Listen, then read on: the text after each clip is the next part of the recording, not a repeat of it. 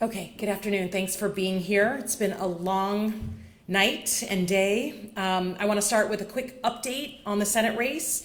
We obviously had a very, very late night here.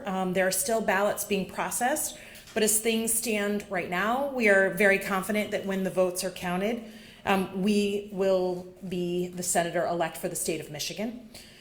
We currently have a 19,000 vote lead approximately, with very few ballots left to be counted, and we hope to have official results by the end of the day. I have been so fortunate to stand here in front of you and to lead the team I've been leading, but I've also been fortunate in my past to do things like be a CIA officer, work overseas, work at the White House for 2 presidents, work at the Pentagon, and then be elected as the representative of the 7th District of Michigan.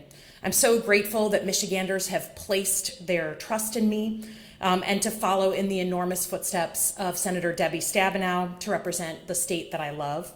I want to thank again my family, my congressional team, my campaign team, and all the tireless volunteers that have worked so hard to get us to this point in the race.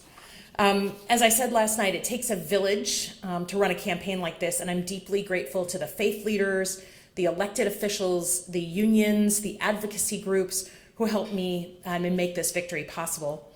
I also want to congratulate the candidates up and down the ballot. It takes a lot to run for office, so I want to extend my gratitude to officials, to clerks, and to everyone who worked to make our democracy function here in the state of Michigan. I pride myself on being a learning human being. I like to learn. And over the last 20 months, I've been lucky enough to travel across the state and hear directly from Michiganders about the real struggles that they're facing in their communities, and I want to continue to hear from you. I pledged throughout this campaign that I wouldn't just turn up in election season, and that commitment remains. I will continue to show up, to listen, to show up again. When you call upon me, I will answer that call and I will act. So let me say as clearly as I can, whether you voted for me or not, you will always have an open door at my office. I will always hear you out. I will always be upfront with you about where I stand, because the truth is there are no monopolies on good ideas. My job as an elected official is to fight for Michiganders, Republicans, Democrats, Independents alike. That's the approach I've taken in Congress, and it's the approach I will continue to take, hopefully, in the Senate. I got into this race for 4 very specific reasons, but my core decision to run was the belief that the state must continue to be a place where anyone from anywhere can get into the middle class. No matter your background, no matter your zip code, that is fundamental. I think this is the existential issue of our time, and I think yesterday's results reinforce that. Michigan invented the middle class, this very radical concept that you could work in an auto plant and afford the car that you were building. At the end of the day, the math is just not mathing on the middle class. And I believe a strong middle class is fundamental to the stability and success of the United States. Given the extraordinary diversity that we have in our country, we must live up to the promise that anyone from anywhere can get into that middle class and beyond, or we're in trouble. So as your senator, my primary job will be to work every day to expand the middle class by creating jobs with dignity, attacking the costs that are eating the biggest bites out of people's budgets, and creating a tax policy that lets Michiganders keep more of what they earn. A major part of making the middle class work in Michigan is specifically bringing supply chains back home from overseas. We must make more essential items here in the United States. It's essential for our economic security and for our national security.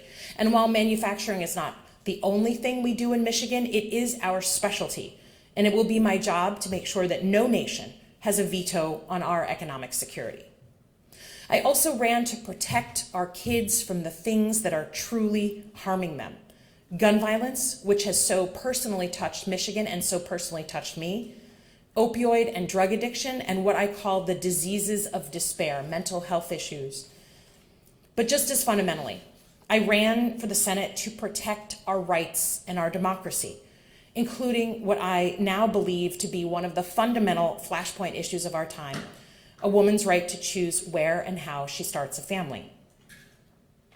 Michigan has a really long history of being well represented in the US Senate by leaders who were known for their decency, for their integrity, for their grit. I am very cognizant of the fact that if everything works, on January 3rd, I will be stepping into the shoes of one really amazing leader, my dear friend and mentor, Senator Debbie Stabenow.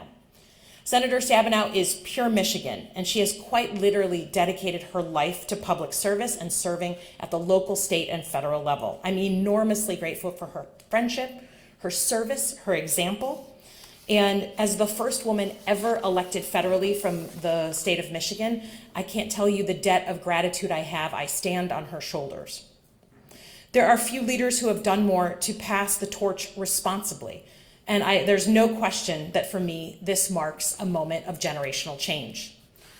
If I have my facts right, I will be the youngest Democratic woman in the US Senate.